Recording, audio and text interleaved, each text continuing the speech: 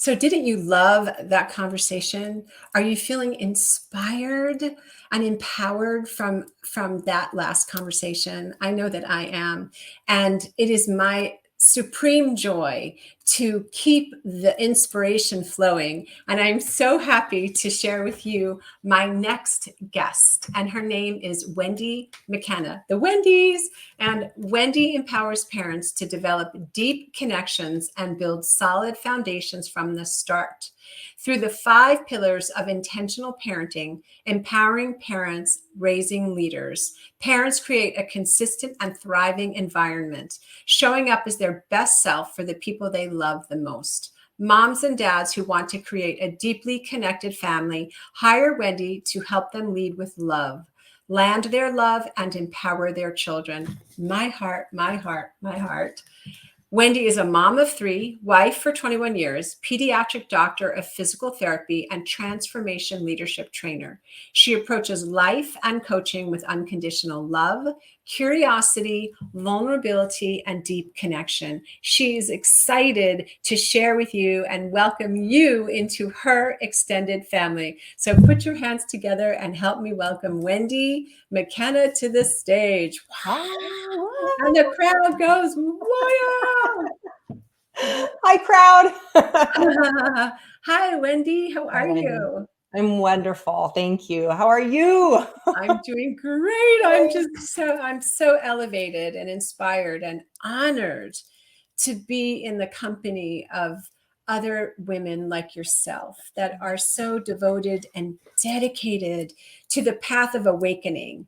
And not only just awakening, but staying and living it. And you and I intersect on so many different levels: the parenting, the leadership, the training. I am not a pediatric doctor of physical therapy, but in your experience throughout the past 23 years of your work, have you noticed, because I know I have, a common theme that is, let's say, a growth opportunity for moms, even dads, but specifically moms?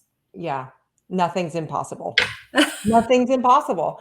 And that's really the through line of my whole life. People have been telling me that's not possible, can't do that, don't even think about that. And it's not like I think as a kid, I was trying to prove them wrong. It's like, I'm going to show you, but then, later on, as I became more centered into who I was and not just reacting and responding to the outside influences, but really getting connected with what was important to me and what I wanted and why.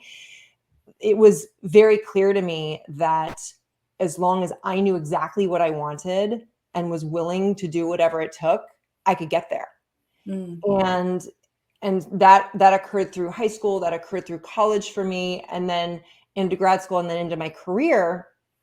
I'm a pediatric physical therapist, so I, by nature, work with children who have, neurodiversity and special needs and different kinds of syndromes and cerebral palsy and all the things where 9 times out of 10, a parent will come to me broken, like confused, scared for what is going to happen to their child, and that their child isn't, meeting their expectations, and that there's something wrong. And the doctors say they'll never do this and they'll never do that. And it's like, I support them and love them in that moment when they first come in, because they are hurting, and I get to be part of bringing them out of the grief. Yes. At the same time, we also get to shelve all the limitations. Like, I hear this is what the doctors are saying, and can we just be on this journey together? And we just really highlight what's important to you. How do you want to show up for your child?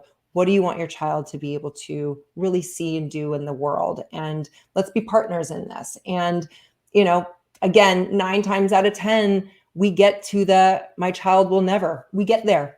And it's not about proving the doctor's wrong. It's just shelving the negativity and the limitations and really diving into what's possible, which takes vulnerability, and it's risky, and we're putting our heart on the line. Because if we put it all out there, this is what I want, and we don't get it, it's potentially devastating.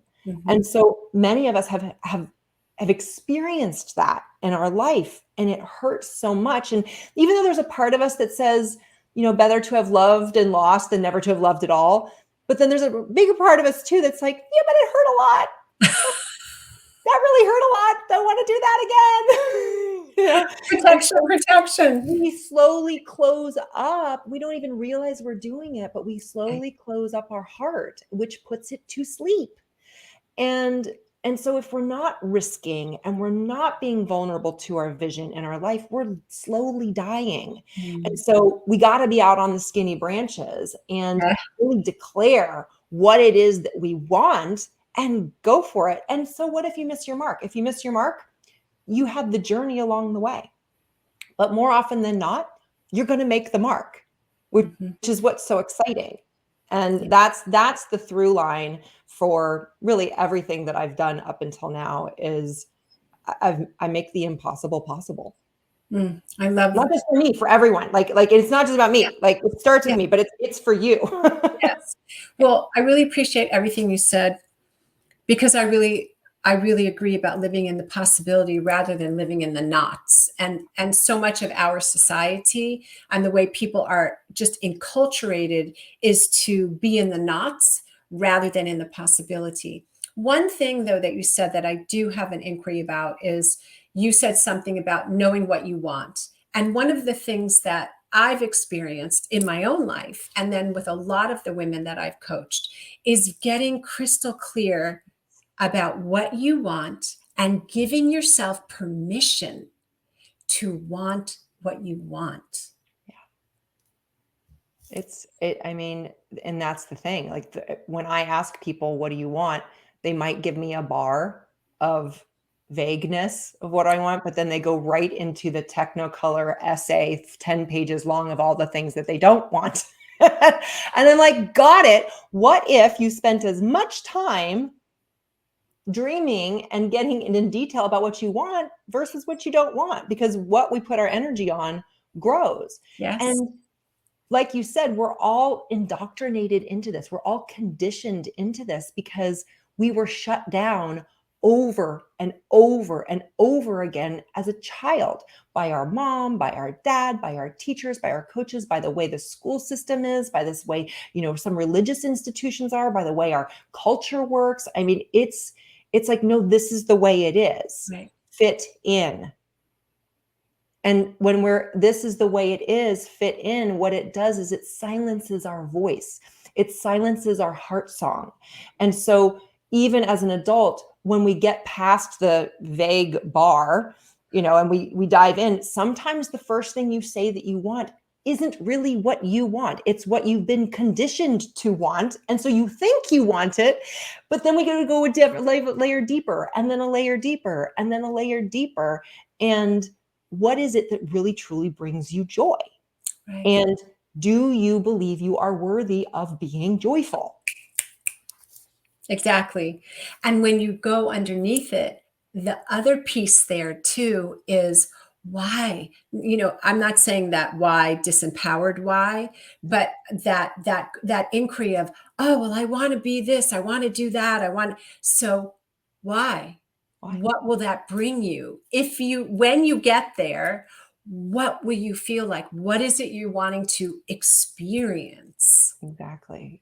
So, and really, what that why is all about. And Simon Sinek, wrote the book, Start with Why. yes. It's what's alive in you. Like what, when you dream about it, brings you to life. Like the light starts to come on, the fire starts to burn brighter. And, you might not uncover it right away, but, with someone who's in inquiry with you, will start to uncover maybe some of the things that happened or didn't happen in your childhood. That is your why.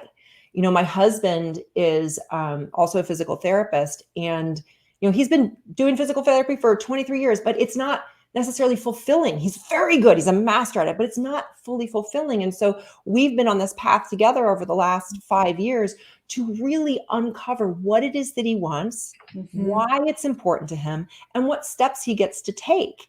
And really what it came down to is that he is passionate about making sure that youth athletes can play as long as they want to. Wow. And so, and it's like, okay, so why is that? Why is that Mm. for you? And what it came down to is that his voice was shut down as a sophomore in high school because he kept telling his mom and his coaches that his knees hurt. And they're like, oh, no, no, no, it's just growing pains. It's just growing pains. No big deal. You know, and so he went up for a layup one day and he ripped his tendon off of the bone. Ooh. And so he destroyed his knee and his leg. And then the Mhm. orthopedic surgeon who did the repair did a hack job. And he was unable to continue playing because nobody listened to him. So when he finally made that connection, because it wasn't clear to him at first, when he finally made that connection, the tears started flowing. And this is a guy who doesn't cry. He usually doesn't, you know, we Yeah. get there every once in a Yeah. while, but you know, he was just like, oh my God. And this is what I want to be able to do for kids. I want them to be able to Mm. play as long as they want. I don't want their bodies to break down. I don't want their minds to break down. I don't want their, you know, them to be pressured out of the love of the game, you know, and that's where he's at. So now that's the path he's on and it's fulfilling. And That's wonderful. but it took a bit of digging to make the connection of the why. He knew the Mm. what, but until he connected the why, it wasn't fulfilling.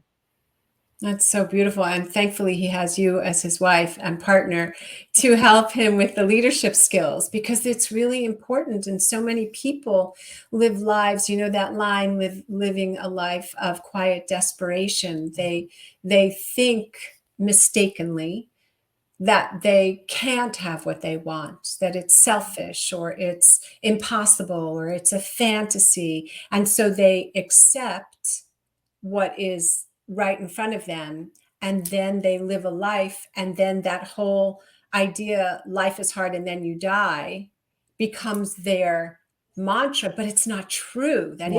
isn't life is full of experiences. Yeah. And yes, we are all going to leave this bodysuit, but hopefully we die spiritually and metaphorically all the time to our older self, to our limitations. Yeah. Well, here's an exercise that, you know, if it's really challenging for you to find what your why is and what it is that lights you up, sit down for a while and write what you want for your kids.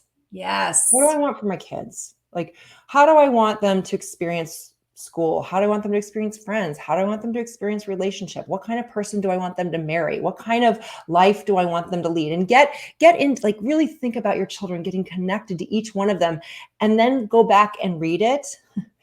It's you. Yes. It's It's you. And here's the thing, we talk a lot about moms giving from an empty cup, you know, yes. that we're just sacrificing it all for you, and which just doesn't work. It leads to resentment and it's just not a good way. But this is the way I like to look at it. There's no such thing as an empty cup. Right. Your cup is always full. It's just what is it full of? Because Yeah. the only way that your cup is empty is when you're dead. That's it. Your cup is empty, you're dead. So you're alive, you're listening here, you're breathing, your heart is beating. So your cup is full. What is it full of? Right. And so you can only give to others that which is in your cup. So be mindful about what's in your cup because, Yes. and it's not selfish because you're giving from it anyway. But be mindful about that which you're giving. And the only thing that you can give is what's in your cup. So, yes, it starts with you. Of course it does. But the purpose of life is generosity, is contribution, is service. But if your cup is full of junk, that's what you're contributing. And nobody wants that. Nobody. Okay. Thank you. Thank you. Thank you. And it speaks to what you place your attention on grows. Mhm. And going back to that exercise, I love that exercise because I remember giving that same exercise to women that were single. What are the qualities that you want in your partner? So you write it all down, you get really granular. What is it? And then you look at it and you say, so where am I like that? Yeah. Because that whole concept of being with somebody is going to fix me, it's going to fill me, it's going to, and then with your children, you dream into Mhm. your vision for their lives. What do you want for them? And then how are you providing that container for them? Are you being that? I love what you just said. It's so helpful. And I like to say, you cannot give what you are not willing to be, Yeah, of course. Same thing. right? Exactly. What's in your cup? Yeah. Right. The thing is, though, there are some parents, and I marvel at this, having been doing what we're doing for so long.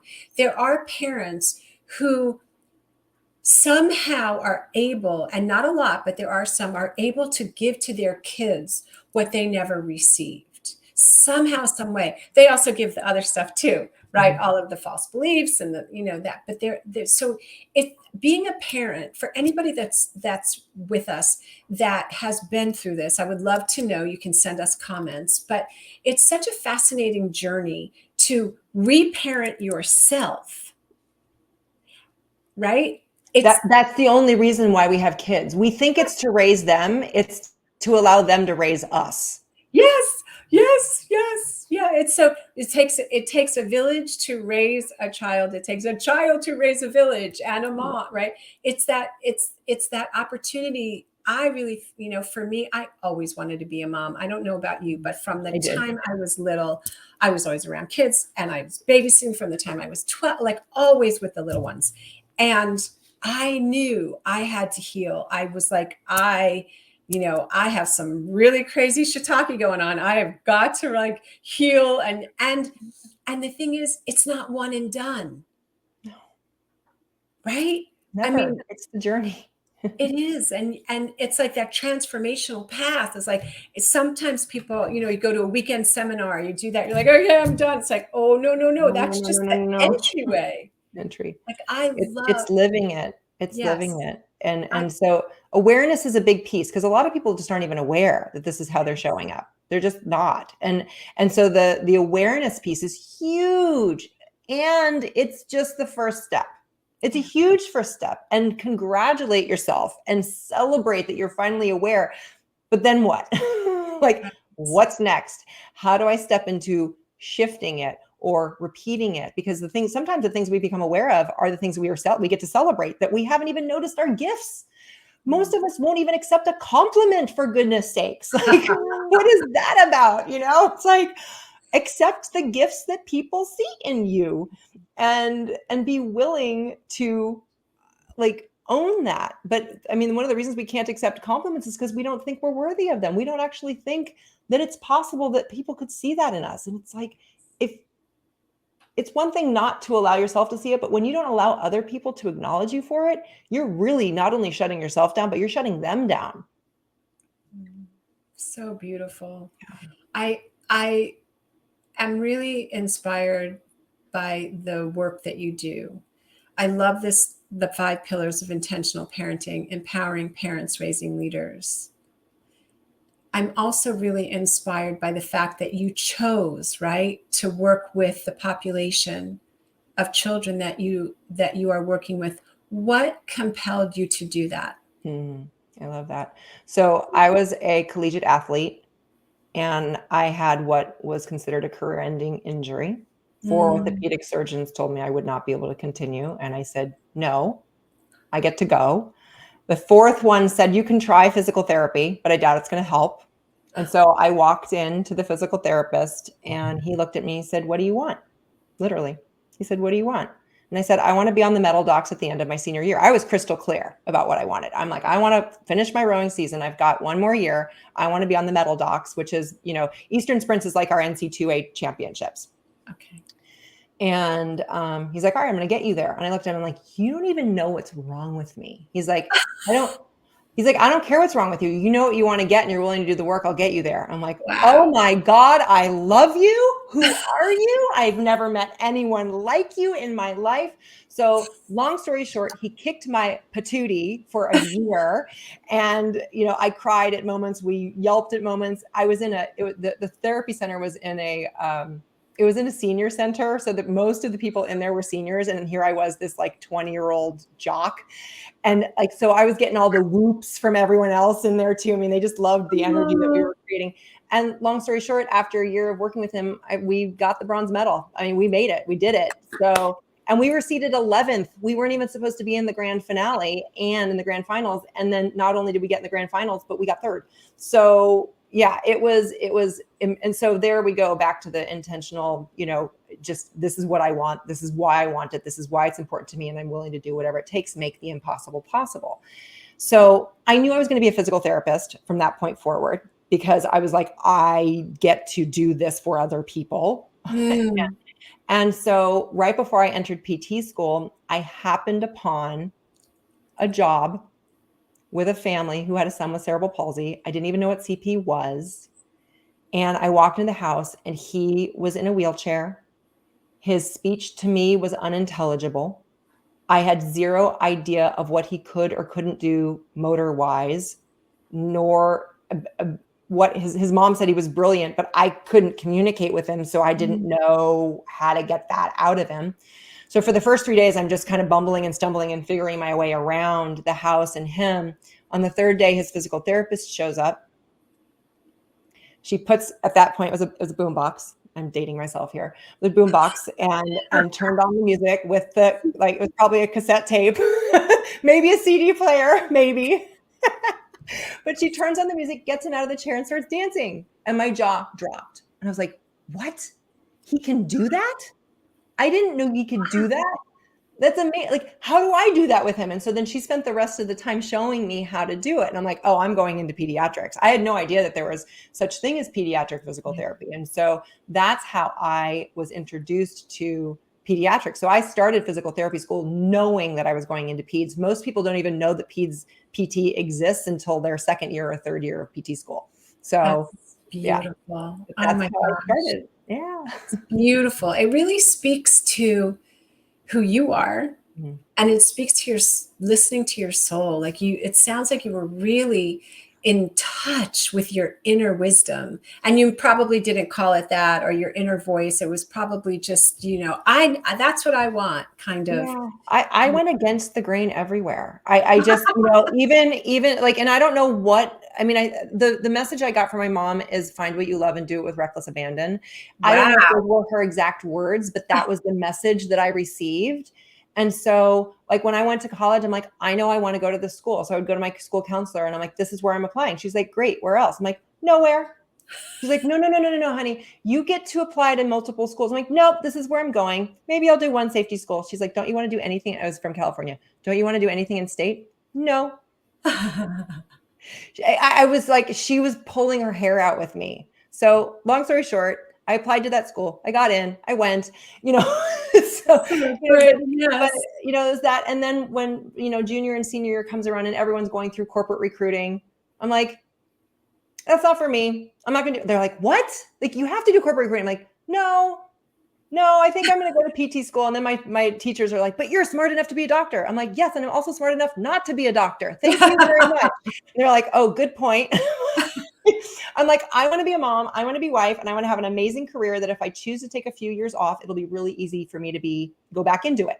And they're like, wow, that's really forward thinking. I'm like, well, doesn't everybody think this way? They're like, no. Most people are like one step at a time, barely looking out into the future. But like, if we can shift that mentality and look out there and set ourselves up to win proactively, then we lead a life with joy and possibility, and you just keep moving forward. And so that's what I have. I have an incredible husband. I've got 3 great kids. I've got a career that I love and one that I'm shifting into, and it's abundant. Beautiful. You speak to intention, because I believe the other way of saying, what do you want? What's your intention? What would you like to experience in your life? What would you like your life to look like, feel like, sound like, taste like? So we have intention, and then we follow intention by action. And one of the actions is staying really on point with your intention. What you did, you were really clear. This is what I want. This is where I'm going. My intention, right? It was that lining up. The universe rushes. It's like it rushes to support you. When you're that clear, it just goes, okay, I'm going. And even when you're not clear, okay, we'll give you more of that. It's like, okay, this is for you. So whatever you're thinking about, the universe and God supplies. Yeah. The universe wants to support you in what you want. So Yes. what you're thinking about, that's what it's going to give you. Yes. Yeah. And I believe whatever you call this creator, Jesus, Buddha, Amma, Atman, whatever it is that you call this presence, great spirit. I really believe that this presence wants your joy and your fulfillment. Like, I don't believe that there's any, like, not even in any nano space does this great presence want anyone to suffer. Does that mean that you won't have trials and tribulations? Absolutely not, because that's part of the refinement of your soul. Yeah. Right. And it's, how do we teach our kids? We model for them. Your kids are so fortunate to have a mom who is, and a dad that's in the work. And that doesn't mean if you're with us today and you're not living in this way that we're speaking about, you're not doing anything wrong. You're not bad. There's nothing, no shame, no blame. This is an invitation for you to really maybe have a new think, have a moment and go, okay, what do I want? Like Wendy's saying, what do I want? Be really aligned with what you want.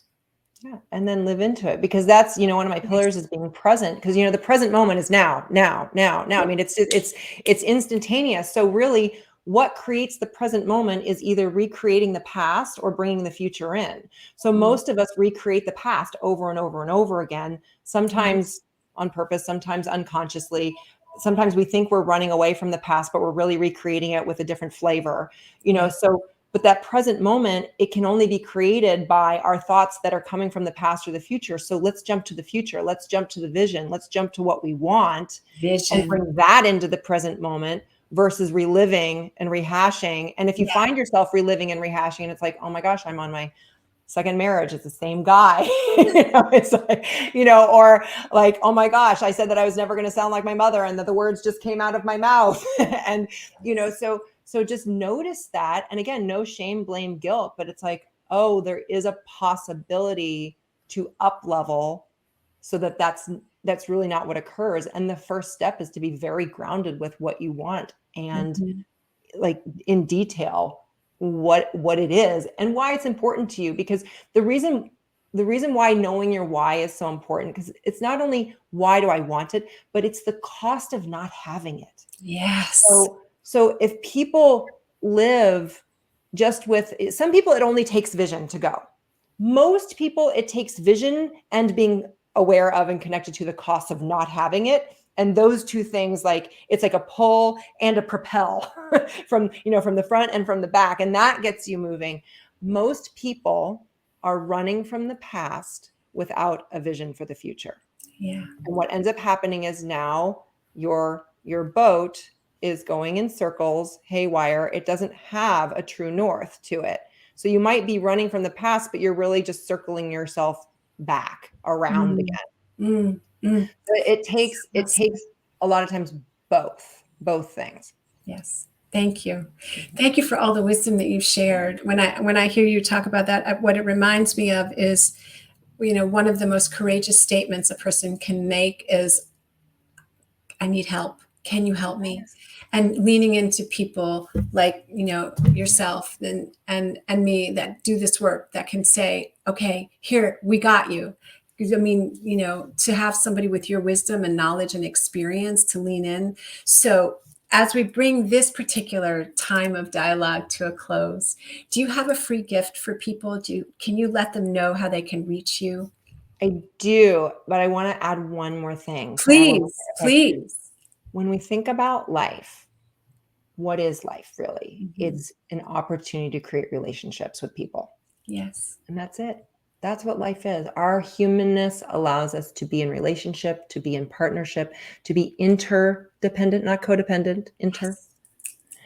And, but allow yourself to be in partnership. You don't need to white knuckle your way through thinking that you're super mom and holding it all together with a facade when you're dying on the inside. Yes. So we've got you. All of us have been there and we got out. And the thing is that what is possible for me is possible for you. I'm not telling you my story to go, oh, wow, look at you. You're so amazing. Like, that's not the point. My point is in sharing this is that it is open and available to you too, when you lean into My relationship with myself, how do I want it to be? My relationship with my kids, how do I want them to experience it? My relationship with my husband, do we empower and inspire and lift one another up, or do we constantly tear one another down? Like, what are we doing here? And just take that moment to pause and look, and then look around at the possibilities, and then choose the thing that you want, not the thing that you don't. Yes. And it takes courage, like you Yes. said, to do that. Oftentimes, it takes having a partner who's been there before, who's walked the path. So it's not the blind leading the blind, which also can occur. Yes. So, Yes. yes. So my free gift for you all, I'm excited to share this with you. Most people have heard of the 5 love languages. It's how we receive love, how other people receive love. So it's not just that I love you in a way that lands with you. So I have something called the 8 play personalities, which are also your joy languages. And so how do you get into your joy? How do other people live into their joy? And so it's an ebook that describes all of the 8 play personalities / joy languages, as well as an e-workbook where you can go through and there's descriptions for each level of each one. You can rate yourself from 0 to 10. You can rate your kids. You can rate your husband, or they can do the quiz themselves to see where they are, what your home base is. And then the beautiful thing about any language in the world is that it's possible to learn. So it's not like, oh, this is how I receive my joy, and this is the only way I receive my joy. It's like, oh no, this is where it's my home base, it's my native tongue, and look at all these other possibilities. If I want joy in my life, I could get it from here, from here, from here, from here. And now I have, and so what it does is it gives you lots of different pathways to lean into what being joyful in your life is all about. Beautiful. Thank you, Wendi. I can't wait to see that. I'm gonna download that. So thank you. Thank you for being here. Thank you for sharing your wisdom and your experience. So many nuggets that you shared. So thank you so much. It was And beautiful to be here. everyone, I encourage you to go right now to the speaker's bio and click on that link so that you can get the free gift. And stay tuned for our next guest. I'll see you in just a few moments. Thank you. Thank you.